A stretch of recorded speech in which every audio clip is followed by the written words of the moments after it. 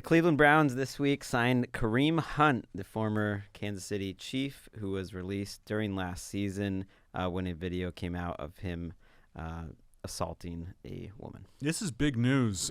This is big news for Cleveland fans and for football in general. You know what I mean? Because Cleveland has really upgraded at the kicker position. Janikowski was the number one guy. Vinatieri was the number one guy for a while. And then they've kind of faded out. Janikowski might never play a game again. Vinatieri's doing one last season. He's gone. But now the best kicker in the league, I think it's Kareem Hunt once he gets back. Right. Well, there's a suspension looming. Sure. He's supposed to miss the beginning of the season. So how does this play out, with their current kicker, Greg Joseph? I think Joseph's gone. But who's going to kick early in the season? They're going to go for two. They're going to be going for it on fourth down.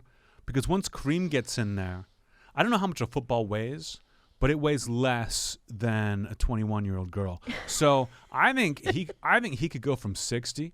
I think in a dome, he could go from 70 and really knock it out. They might change the rules on how field goals work. They might move the post back. Make it thinner because Kareem Hunt is going to be kicking the bejesus out of more than just women when he gets back on the field for the Cleveland Browns. I don't know. He could change the game. And you watch the It's going to be touchback city. You watch the AFC North closely. Any concern, the windy condition, like not an easy place to kick. Cleveland, Pittsburgh, Baltimore. Am I worried about him missing from the right or the left? I don't know if you've seen his aim, but as long as the ball's on the floor like that girl was, then what's the problem? Okay, I don't care which way the wind is blowing. He's gonna kick it. He's gonna kick it. I think he might. Honestly, he could be the highest scoring. He could be the highest scorer in the league next year. Even after missing a chunk of the season, people think he might miss 6 to 8 games, which is why there was a lot of surprise about the timing of this. Like, not only are you giving him a spot back in the league so quickly and, okay, second chances, yada, yada, but the Browns were essentially racing to get him signed before any other team could do it. They didn't wait. They didn't do anything. I know. You look at people compare it to Ray Rice. You know what? Ray Rice just slapped his wife unconscious. He didn't reveal a new set of skills. Kareem Hunt as a running back, I don't know. I don't know if you put him back in the league after what he did. But when you add that he's likes to kick and is a tremendous kicker, I don't know how you don't do that. I think if Kareem Hunt was on the Peanuts and Lucy put the ball down, he's kicking them both through the uprights. All right, we got one more headline, Greg, and this one not as much fun and joie de vivre as the last one. I'm sure I'm pronouncing that incorrectly. Joie de vivre.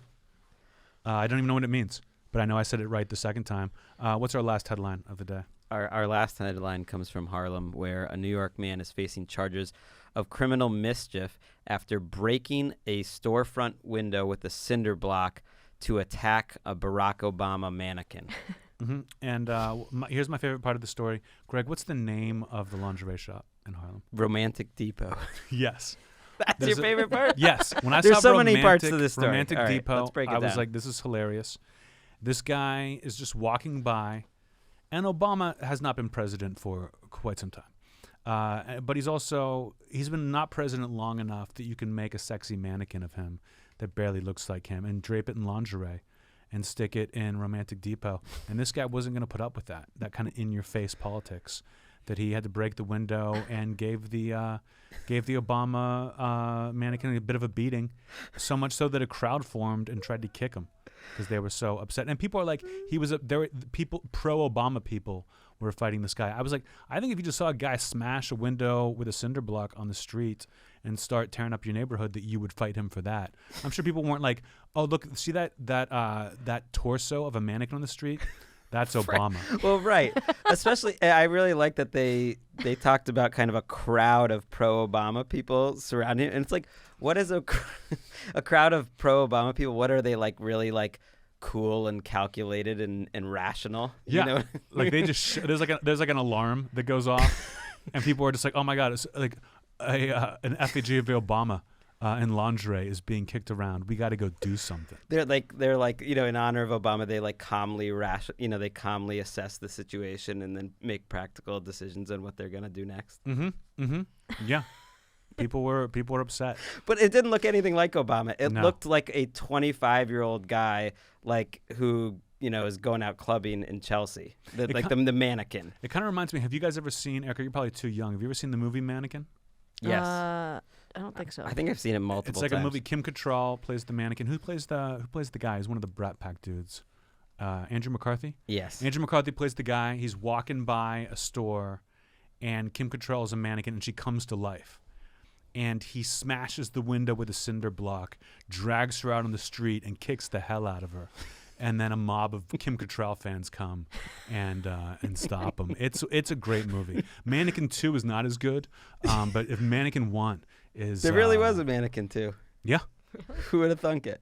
Yeah, well, because Mannequin, I think, was rated R. Mannequin 2 was PG-13. Wow, completely different girl. I used to watch it all the time on HBO when I was a kid. It was one of those movies that was on all the time, and I watched a lot. Well, I liked, for a little more context, there was an Obama mannequin next to, like, a Trump mannequin, and this guy who threw the cinder block, and there's video of the entire thing. It looks like he just kind of walks by, sees it, and then like gets really angry, and then there just happens to be a cinder block like 5 feet away that he goes, picks up, and throws through the window.